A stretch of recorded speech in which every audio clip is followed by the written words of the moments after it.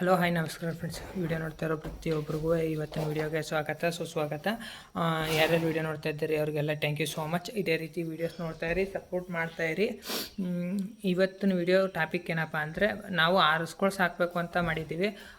ಹಸುಗಳಿಗೆ ಮೇವು ನಮ್ಮ ಏನು ಬೆಳೆಯೋಕ್ಕೆ ಜಾಗ ಇಲ್ಲ, ಜಾಗ ಐತಾ ಇಲ್ವೋ ಗೊತ್ತಿಲ್ಲ, ಅವ್ರು ಅದ್ರ ಬಗ್ಗೆ ಏನು ಹೇಳಿಲ್ಲ. ನಮ್ಮ ಹಸುಗಳ್ಗೆ ಹಸುಗಳು ಮೇವು ಬೆಳಿಬೇಕು ಅಂತ ಮಾಡಿದ್ದೀವಿ. ಮೇವೇನು ಎಲ್ಲನೂ ದುಡ್ಡು ಕೊಟ್ಟೆ ತರಬೇಕು, ನಾವೇನು ಬೆಳ್ಕೊಳ್ಳೋದಿಲ್ಲ. ಅಂದರೆ ಹಸುಗಳ್ಗೆ 100% ಎಷ್ಟು ಒಂದು 100 ರೂಪಾಯಿ ಸಿಕ್ಕರೆ ಎಷ್ಟು ಪರ್ಸೆಂಟ್ ನಾವು ಉಳಿಸ್ಕೋಬೋದು ಅಂತ ಕಮೆಂಟಲ್ಲಿ ಕೇಳೋರು.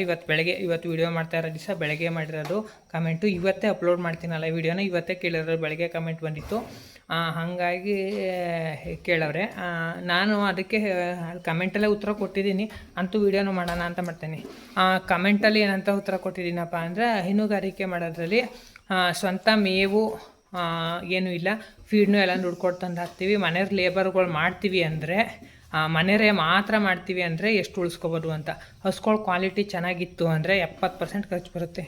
ಮೇವು, ಫೀಡು ಮತ್ತು ನೀರು ಎಲ್ಲನೂ ನಾವು ವ್ಯವಸ್ಥೆ ಮಾಡಿ ಹಸುಗಳ್ಗೆ ಎಲ್ಲನೂ ಮೇಂಟೈನ್ ಮಾಡಿ, ಹಸುಗಳ ಕ್ವಾಲಿಟಿ ಸೂಪರಾಗಿತ್ತು, ಒಳ್ಳೆ ಹಾಲು ಕೊಡ್ತೇವೆ. ಒಂದು 10 ಲೀಟ್ರ್ ಮೇಲೆ ಒಂದು 12 ಲೀಟ್ರ್ ಗಂಟ 15 ಲೀಟ್ರ್ ಗಂಟ ಹಾಲು ಐತಿ ಅನ್ನೋ ಅಂಥ ಹಸುಗಳಾದರೆ 70% ಖರ್ಚು ಬಂದು ಒಂದು 20% ಉಳಿತದೆ ಇಂಥ ಹಸುಗಳಾದರೆ.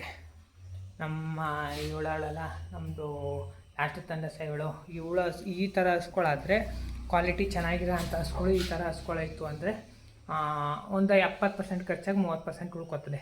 ನಮ್ಮ ಪೂರ್ಣಿಲೂ ಅಷ್ಟೇ, ಇಂಥ ಹಸುಗಳಾದರೂ ಅಷ್ಟೇ ಒಂದು 70% ಖರ್ಚಾಗಿ ಒಂದು 30% ಉಳ್ಕೊತದೆ. ಉಳೋದು ಏನು ತೊಂದರೆ ಇಲ್ಲ. ಇವೆಲ್ಲ ನಮ್ಮ ಹಸುಗಳವಲ್ಲ, 70% ಖರ್ಚಾಗಿ 30% ಉಳ್ಕೊತವೆ. ಇಂಥ ಹಸುಗಳು ನಮ್ಮ ಕುಳ್ಳಿ ಅಂತವಲ್ಲ, ಇಂಥ ಹಸುಗಳಾದರೆ ಇವೇನು ಹಬ್ಬ ಅಂದರೆ ಒಂದು 8-9 ಲೀಟ್ರ್ ಹಾಲು ಕೊಡುತ್ತೆ ಅಷ್ಟೇ. ಇದು ಈ ಥರ ಹಸುಗಳು ನಮ್ಮ ಜರ್ಸಿ ಹಸುಗಳವಲ್ಲ, ಅಂಥ ಹಸುಗಳು ಇಂಥವೆಲ್ಲ ಆಗ್ಬಿಟ್ರೆ ಏನಾಯ್ತದೆ ಅಂದರೆ, ಹೈನುಗಾರಿಕೆಯಲ್ಲಿ ಪೂರ್ತಿ ಅವಕ್ಕೆ ಖರ್ಚಾಯ್ತದೆ, ನಮ್ಗೆ 1 ರೂಪಾಯಿ ಉಳಿಯೋದಿಲ್ಲ. ಸಹಾಯಧನ ಏನಾರು ಸಿಕ್ಕಿದ್ರೆ ಅದು ಉಳ್ಕೊಬೋದು, ಅಷ್ಟು ಬಿಟ್ರೆ ಇನ್ಯಾವುದೂ ಉಳ್ಕೊಳ್ಳೋದಿಲ್ಲ.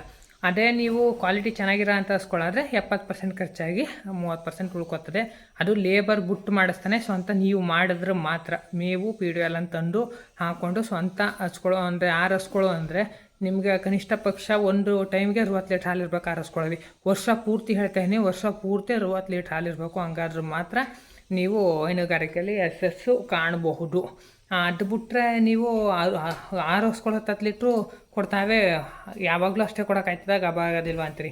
ಅದಕ್ಕೆ ನಾನು ಹೇಳ್ತಾ ಇರೋ ಆವ್ರೇಜಲ್ಲಿ 60 ಲೀಟ್ರ್ ಹಾಲು ಇರಬೇಕು. ವರ್ಷ ಇಡೀ ಪೂರ್ತಿ ಆವ್ರೇಜ್ ಹಾಕ್ಕೊಂಡ್ರೆ ಒಂದು ಸತಿ 40 ಲೀಟ್ರ್ ಇರ್ತದೆ, ಒಂದು ಸತಿ 80 ಲೀಟ್ರ್ ಇರ್ತದೆ. ಆವ್ರೇಜು ವರ್ಷದಲ್ಲಿ 60 ಲೀಟ್ರ್. ವರ್ಷ ಪೂರ್ತಿ ಟೋಟಲ್ ಮಾಡಿದ್ರೆ, ಡಿವೈಡ್ ಮಾಡಿದ್ರೆ 60 ಲೀಟ್ರ್ ವರ್ಷ ಆವ್ರೇಜಲ್ಲಿ ಇರಬೇಕು. ಇನ್ನು ನಮ್ಮ ಮನೇಲಿ ಇಷ್ಟು ಹಸುಗಳು ಸಾಕೊಂಡು ಹೆಚ್ಚು ಕಮ್ಮಿ 9 ಹಸುಗಳು ದೊಡ್ಡವಿರೋದು. ಕರುಗಳು ಪಡ್ಡೆಗಳು ಅಲ್ದೇ 9 ಹಸುಗಳವೆ ದೊಡ್ಡವು. 9 ಹಸುಗಳಲ್ಲಿ ನಾವೇ ವರ್ಷ ಪೂರ್ತಿ 60 ಲೀಟ್ರ್ 70 ಲೀಟ್ರ್ ಹಾಕೋಕೆ ಹಾಕಿಲ್ಲ.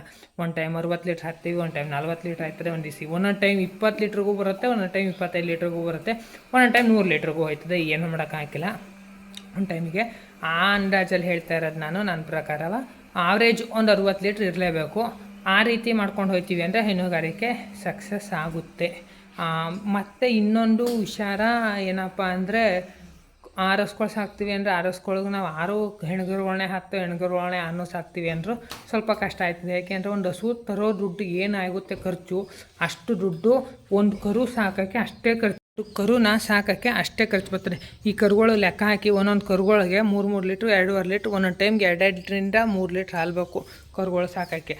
ಹಂಗೆ ನೀಟಾಗಿ ಸಾಕ್ತೀವಿ ಅಂದರೆ ಅದೊಂದು ಸ್ವಲ್ಪ ಚಿಕ್ಕದು ಕರು. ಇನ್ನೂ 1 ತಿಂಗಳು 1.5 ತಿಂಗಳು ಆಯ್ತು ಅಷ್ಟೇ. ನಮ್ಮ ಲಕ್ಷ್ಮಿ ಮಗಳು ಮಹಾಲಕ್ಷ್ಮಿ, ಇವಳಿಗೆ 4 ತಿಂಗಳಾಗೈತೆ, ಇವಳಿಗೆ 3 ತಿಂಗಳಾಗೈತೆ, 2.5 ತಿಂಗಳಾಯಿತು. ಇವಳು 1 ವರ್ಷನೇ ಆಯಿತು, ಇನ್ನೇನು ಸಮಯನೂ ಬರೋ ಟೈಮ್ ಅವಳು. ಈ ಥರ ಕರುಗಳನ್ನ ಸಾಕ್ತೀವಿ ಜಾಸ್ತಿ. ಅಂದರೆ ನನಗೆ ಸಾಕ್ತೀವಿ ಅಂದರೆ ಕರುಗಳ ಸ್ವಲ್ಪ ಲಾಸ್ ಆಯ್ತದೆ, ಯಾಕೆಂದ್ರೆ ನಾನು ಹುಟ್ಟದ ಕರುಗಳೆಲ್ಲ ಸಾಕೋತಾ ಇದ್ದೀನಿ, ಹಾಗಾಗಿ ಲಾಸ್ ಆಯ್ತೈತೆ. ಇನ್ನು ಲಾಸ್ ಆಯ್ತೈತೆ ಅನ್ನೋದಕ್ಕಿಂತ ಮುಂದಕ್ಕೆ ಬಂಡವಾಳ ಆಯ್ತಾವೆ. ಅಂದರೆ ಈ ಸ್ವಲ್ಪ ಕೈಯಿಂದ ಲಾಸು, ಅಂದರೆ ಕೈಯಿಂದ ದುಡ್ಡು ಹಾಕೋಂಥ ಪರಿಸ್ಥಿತಿ ಏನು ಬಂದಿಲ್ಲ. ಅಲ್ಲಿಂದಲ್ಲೇ ಮೇಂಟೈನ್ ಮಾಡ್ಕೊಂಡು ಹೋಗ್ತಾ ಇದ್ದೀನಿ. ಇನ್ನೊಂದು ವರ್ಷ ಅಲ್ಲಿಂದಲ್ಲೇ ಮೇಂಟೈನ್ ಮಾಡಿದ್ರೆ ವರ್ಷಕ್ಕೆ 2-3 ಹಸುಗಳು ನಾನೇ ಸೇಲ್ ಮಾಡ್ಕೊಬೋದು, ಆ ಲೆಕ್ಕ ಬರುತ್ತೆ. ಹಂಗೆ ಸೇಲ್ ಮಾಡ್ಕೊತೀನಿ ಅಂದರೆ ಒಂದು 60,000 ರೂಪಾಯಿ ಹಸುಗಳು ಯಾವ ಇಲ್ಲ, ಒಂದು 2 ಜರ್ಸಿ ಹಸುಗಳವೆ ಅಷ್ಟೇ. ಇನ್ನು ಅದು ಬಿಟ್ಟರೆ ಇವೆಲ್ಲ 70,000-80,000 ರೂಪಾಯಿ ಹಸುಗಳೇ. ಇವೆಲ್ಲ ಒಂದು 60,000-70,000 ರೂಪಾಯಿ 80,000 ರೂಪಾಯಿ ಹಸುಗಳೇ. ಹಾಲು ಬೆಳಕುಗಳು 80,000 ಬಿಡ್ತಾರೆ. ಈ ಹಸು ಆಯ್ತಲ್ಲ, ಇದು ಕನ್ಗಡಸ್ನಲ್ಲಿ ಪಡ್ಡೆಲೆ ನನಗೆ 9 ಲೀಟ್ರ್ ಹಾಲು ಕೊಟ್ಟೈತೆ. ಈ ಸತಿ ಪಕ್ಕ 12 ಲೀಟ್ರ್ ಕೊಡುತ್ತೆ ಅಂದ್ಕೊಂಡಿದ್ದೆ. 10-12 ಲೀಟ್ರ್ ಕೊಡ್ಬೋದು ಅಂತ ಅಂದ್ಕೊಂಡಿನಿ. ಕರೆಕ್ಟಾಗಿ ಇವತ್ತು 9 ತಿಂಗಳು ನೆನ್ನೆಗೆ 9 ತಿಂಗಳು ಕಂಪ್ಲೀಟ್ ಆಯಿತು. ಇನ್ನೂ 8-10 ದಿವಸ ಟೈಮ್ ತೊಗೊತದೆ. ಇನ್ನೂ ಸರಿಯಾಗಿ ಕೆತ್ತಲು ಬಿಟ್ಟಿಲ್ಲ. ಇದಕ್ಕಿನ್ನು 3 ದಿವಸ ಟೈಮ್ ಐತೆ 9 ತಿಂಗಳಿಗೆ. ಇದುವೇ ನನ್ನ ಪ್ರಕಾರ ಇನ್ನೊಂದು 4-5 ದಿನದಲ್ಲಿ ಕರು ಹಾಕ್ಬೋದು ಅಂದ್ಕೊಂಡಿದ್ದೀನಿ. 4-5 ದಿನ ಆಗೋದು ಇಲ್ಲ ಒಂದು ಸ್ವಲ್ಪ ಮುಂದಕ್ಕಾಗಿ. ಒಟ್ಟಿನಲ್ಲಿ ಈ ತಿಂಗಳು ಲಾಸ್ಟಿಗೆ ನಮ್ಮ ಶಕ್ತಿನೇ ನಮ್ಮ ಹೊಸ 2 ಕರು ಹಾಕ್ತವೆ. ಇವಳು ಇನ್ನೇನು ಇವಳು ಟೈಮ್ ಆಯಿತು. ಇನ್ನೇನಿನ್ನ ಹಬ್ಬ ಅಂದರೆ ನಾವು 4-5 ಇವತ್ತು 20 ಅಲ್ವಾ, 25ನೇ ತಾರೀಕಲ್ಲಿ ಟೈಮು ಇವಳು ಡೇಟು. ಆಚೆಗೊಂದು 10 ದಿವಸ ತಗೋತಾಳೆ ಅಂದರು. ಬರೋ ತಿಂಗಳೊಂದು 4-5ನೇ ತಾರೀಕು. ಒಟ್ಟು ಬರೋ ತಿಂಗಳು 10ರಲ್ಲಿ ಇವಳು ಮಗಳು ಲಕ್ಷ್ಮಿ ಮಗಳು ಪುಟ್ಟಲಕ್ಷ್ಮಿ ಇವಳುವೆ ಬರೋ ತಿಂಗಳು ಫಸ್ಟಿಂದ ಲಾಸ್ಟ್ ಒಳಗೆ ಕರತ್ತೆ. ಇವಳು ಒಂದು 5ನೇ ತಾರೀಕು ಆಚೆ ಈಚೆ ಹಾಕ್ಬೋದು ಅಂದ್ಕೊಂಡಿನಿ. ಇವಳಿಗೆ ಕೆತ್ತಲು ಬಿಡ್ತಾವಳೆ, ಸುಮಾರು ಕೆತ್ತಲು ಬಿಟ್ಟೈತೆ.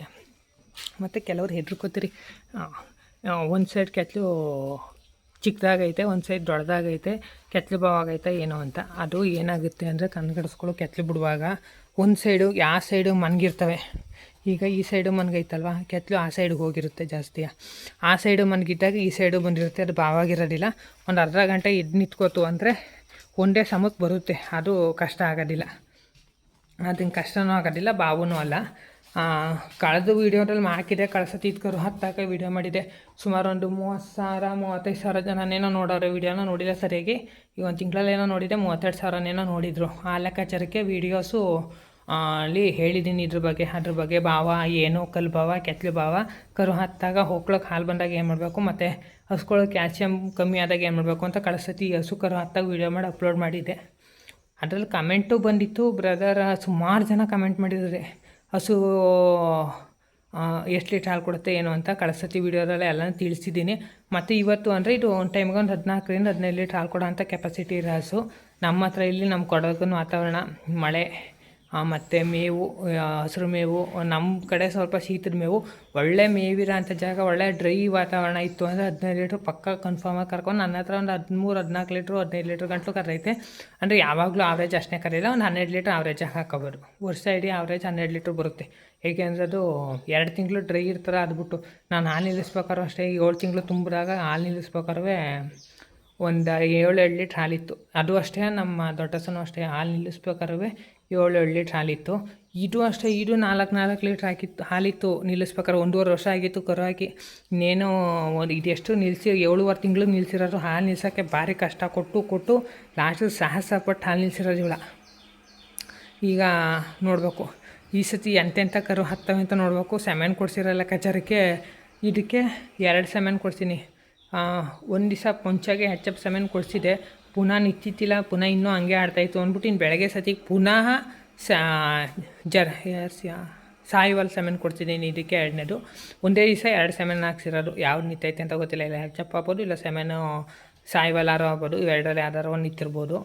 ಮತ್ತು ಇದಕ್ಕೆ ಮಾತ್ರ ಹೆಚ್ಚಪ್ಪು ಪಕ್ಕ ಹೆಚ್ಚಪ್ಪನ್ನ ಕೊಡಿಸಿರೋದು. ಇನ್ನು ಆಚೆಲಿ ಪುಟ್ಟಲಕ್ಷ್ಮಿ ತೋರಿಸಿದ ಸಣ್ಣ ಕಟ್ಸು ಕಾನ್ಗಡ್ಸು ಪಡ್ಡೆ ಅದಕ್ಕೆ ಜಾಸ್ತಿ ಕೊಡ್ತೀನಿ. ಇವಳು ಮಾತ್ರ ನಮ್ಮ ದೊಡ್ಡ ಹಸಿಗೆ ಗಿರ್ರು. ಯಾಕೆಂದರೆ ಇವಳು ಗಿರ್ರಕ್ಕೆ ಬಿಟ್ರೆ ಇನ್ಯಾವ ಸೆಮೆನ್ ಕೊಡ್ಸೋರು ನಿಲ್ಲೋದಿಲ್ಲ. ರೋಸ್ ಲಾಸ್ಟ್ ನಿಲ್ಲಿಸ್ತಾಳೆ ಸೆಮೆನ್ ನಿಲ್ಲಕ್ಕೆ, ಅಷ್ಟು ಕಷ್ಟ ಕೊಡ್ತಾಳೆ. ಈ ಸತಿ ಸೆಮೆನ್ ಕೊಡ್ತೀನಿ. ಹೈನುಗಾರಿಕೆ ಬಗ್ಗೆ ವೀಡಿಯೋ ಮಾಡೋಕ್ಕೆ ಹೋಗಿ ಅದು ಎಲ್ಲೆಲ್ಲೋ ಹೋಯಿತು ಮಾತು ಟಾಪಿಕ್ಕು. ಅದೇ ಹೈನುಗಾರಿಕೆ ಮಾಡೋರು ಆದಷ್ಟು ಮೇವಿದ್ರೆ ಮಾತ್ರ ಹೈನುಗಾರಿಕೆ ಯಶಸ್ಸಾಯ್ತದೆ. ಆಗೋಕ್ಕೆ ಇಲ್ಲ ಅಂತ ಅಲ್ಲ, ಒಳ್ಳೆ ಹಸ್ಗಳಿತ್ತು ಅಂದರೆ ಲಾಭ ಆಯ್ತದೆ. ಮನೆಯವ್ರು ಕಷ್ಟಪಟ್ಟು ಮಾಡ್ತೀವಿ ಅಂದರೆ. ಮತ್ತು ಇನ್ನೊಂದು ವಿಚಾರ, ಹೈನುಗಾರಿಕೆ ಮಾಡೋದ್ಕಿಂತ ಹೆಚ್ಚಾಗಿ ಅದು ಸಾಕಾಣಿಕೆ ಮಾಡೋದ್ಕಿಂತ ಹೆಚ್ಚಾಗಿ ಅವಕ್ಕೆ ಮೇವಿನ ವ್ಯವಸ್ಥೆ ಮಾಡೋದು ಭಾರಿ ಉತ್ತಮ.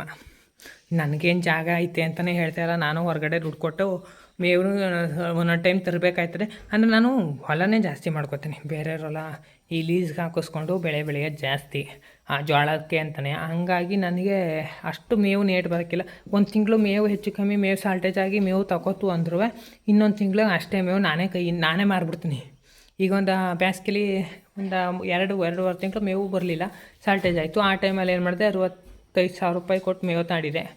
ಆ 65,000 ರೂಪಾಯಿ ಕೊಟ್ಟು ಮೇವು ತಾಂಡಿದ್ದನ್ನ ಒಂದೇ ಸತಿ ಈಗ 1,00,000 ರೂಪಾಯಿ ಜೋಳದ ಕಡ್ಡಿ ನಾನು ಕೊಟ್ಟೆ. ನಾನು ಬೆಳೆದಿರೋದು 1,00,000 ರೂಪಾಯಿ ಕಡ್ಡಿ ನಾನು ಕೊಟ್ಟು ಈಗ ನನಗೆ ಎಷ್ಟಾಯ್ತು, ಇನ್ನು ನನ್ನ ಖರ್ಚು ಕಳೆದು ಒಂದು 34,000 ಉಳ್ಕೋತು. ನಾನು ಖರ್ಚು ಮಾಡಿದ ದುಡ್ಡು ಜೋಳ ಬೆಳೆಯೋದಕ್ಕೆ ನನ್ನ ದನಿಗೆ ಮೇವಾಯಿತು. ಅದಲ್ಲದೆ ಈಗ 1,00,000 ರೂಪಾಯಿ ಕಟ್ಟಿ ಕೊಟ್ಟೆ. ಅಲ್ಲಿಗೆ ಆವ್ರೇಜ್ ಆಗೋಯ್ತು. ನಾನು ಯಾವಾಗ ಮೇವು ತಾಂಡಿದೆ ಆ ಮೇವು ಇಲ್ಲಿಗೆ ಆವ್ರೇಜ್ ಆಗೋಯ್ತು. ಹಾಗಾಗಿ ಅಷ್ಟನ್ನಾರ ಮಾಡ್ಕೋಬೇಕು. ಒಂದು ಟೈಮ್ ಬೆಳೆಯೋಕ್ಕಾಗಿಲ್ಲ ಅಂದ್ರೆ ಒಂದು ಟೈಮ್ ನಾವು ಹಾಕ್ಕೊಂಡ್ರೆ ಲಾಭ ಒಳ್ಳೆಯದು. ಅಕಸ್ಮಾತ್ ಒಂದು ಟೈಮ್ ಮೇವೇ ಸಿಕ್ಕಲಿಲ್ಲ, ನಮ್ಮ ಹತ್ರನೂ ಬೆಳೆಯೋಕ್ಕಾಗಿಲ್ಲ ಅಂದಾಗ ತಗೊಳ್ಳೇಬೇಕಾಗುತ್ತೆ. ಅದು ಬಿಟ್ಟು ಯಾವಾಗಲೂ ತಗೋತೀವಿ ಅಂದರೆ ಸ್ವಲ್ಪ ಲಾಸು. ಹೈನುಗಾರಿಕೆ ಮಾಡೋದಕ್ಕಿಂತ ಹೆಚ್ಚಾಗಿ ಅದನ್ನ ಬಳಸ್ಕೊಳ್ಳೋ ರೀತಿ ಗೊತ್ತಿದ್ರೆ ಲಾಸ್ ಆಗೋದಿಲ್ಲ. ಹಸುಗಳ ಕ್ವಾಲಿಟಿ ಆಯ್ಕೆ ಮಾಡ್ಕೋಬೇಕು. ಮತ್ತು ಇಲ್ಲ ನಮಗೆ ಕಮ್ಮಿ ಕ್ವಾಲಿಟಿವೇ ಸಾಕು, 4 ಲೀಟ್ರ್ 5 ಲೀಟ್ರ್ ಹಾಲು ಕೊಟ್ಟರು ಸಾಕು ಚೆನ್ನಾಗಿ. ನಮ್ಗೆ ಹೊರಗಡೆ ಮೇಯ್ಸೋಕ್ಕೆ ಜಾಗ, ಈ ತೋಟ ಸುತ್ತಮುತ್ತ ತೋಟ ಇರ್ತದೆ, ಇಲ್ಲ ರೋಡ್ ಸೈಡಲ್ಲೆಲ್ಲ ಮೇವಿರುತ್ತೆ, ಅಲ್ಲಿ ಇಲ್ಲಿಂದ ಸ್ವಲ್ಪ ಮೇವು ತಂದು ಹಾಕ್ಕೊಂಡು ಬೆಟ್ಟ ಗುಡ್ಡದಲ್ಲಿ ಮೇಯಿಸ್ಕೊಂಡು ಮಾಡ್ಕೋತೀವಿ ಅಂದರೆ ಅದು ಉತ್ತಮವಾದ ಲಾಭ ಇರೋದು ಆ ಹಸುಗಳಲ್ಲಿ. ಹೊರಗಡೆ ಬಿಟ್ಟು ಮೇಯಿಸ್ತೀವಲ್ಲ, ಸ್ವಲ್ಪ ಹಾಲು ಕೊಟ್ಟರು 4 ಲೀಟ್ರ್ 5 ಲೀಟ್ರ್ ಹಾಲು ಕೊಟ್ಟರು ಅದು ಬೆಸ್ಟು ಅಂತ ನನ್ನ ಅನಿಸಿಕೆ. ತಿಂಡಿನೂ ಸ್ವಲ್ಪ ಕಮ್ಮಿ ತಗೋತಾವು, ಹಾಲು ಜಾಸ್ತಿ ಚೆನ್ನಾಗಿರುತ್ತೆ ಮತ್ತು ಲಾಭನೂ ಜಾಸ್ತಿ ಇರುತ್ತೆ. ಈ ರೀತಿ ಹೈನುಗಾರಿಕೆ ಮಾಡ್ಕೊಳ್ಳಿ. 6 ಹಸುಗಳು ಸಾಕಿ ನಾವು ಮೇವು ಬೆಳ್ಕೊಳ್ದೇ ನಾವೇ ಮಾಡ್ತೀವಿ ಅನ್ನೋದಾದರೆ ದಯವಿಟ್ಟು ಒಂದೇ ಸತಿ ದುಡುಕಿ ಕೈ ಹಾಕಬೇಡಿ. ಒಂದು 2 ಹಸುಗಳು ತಗೊಂಡು ಲಾಸ್ಟ್ಗೆ ಅದನ್ನೇ ಇಂಪ್ರೂವ್ ಮಾಡಿಕೊಂಡು ಮುಂದಕ್ಕೆ ಹೋಗಿ. ಇವತ್ತಿನ ವಿಡಿಯೋ ಒಂದು ಸ್ವಲ್ಪನಾರ ಇಷ್ಟ ಆಗಿದ್ದರೆ ಒಂದು ಲೈಕ್ ಮಾಡಿ. ಹಾಗೆ ನಿಮ್ಮ ಫ್ರೆಂಡ್ಸು ಫ್ಯಾಮಿಲಿ ಜೊತೆ ಶೇರ್ ಮಾಡಿ. ಮುಂದಕ್ಕೆ ಡೈಲಿ ವ್ಲಾಗ್ ಮಾಡೋಣ ಅಂದ್ಕೊಂಡಿದ್ದೀನಿ, ಮಾಡಲೇಬೇಡವಾ ಅಂತ ಹೇಳಿ. ಡೈಲಿ ವ್ಲಾಗು ಅಂದರೆ ನಮ್ಗೆ ಬೆಳಗ್ಗೆಯಿಂದ ಸಂಜೆ ಗಂಟೆ ಏನು ಕೆಲಸ ಇರುತ್ತೆ, ಏನೇನು ಮಾಡ್ತೀವಿ ಅದೆಲ್ಲ ಪೂರ್ತಿ ವೀಡಿಯೋ ಅಪ್ಲೋಡ್ ಮಾಡೋಣ ಅಂತ ಅಂದ್ಕೊಂಡಿದ್ದೀನಿ. ಮಾಡಲೇಬೇಡವಾ ಕಮೆಂಟ್ ಮಾಡಿ. Thank you so much.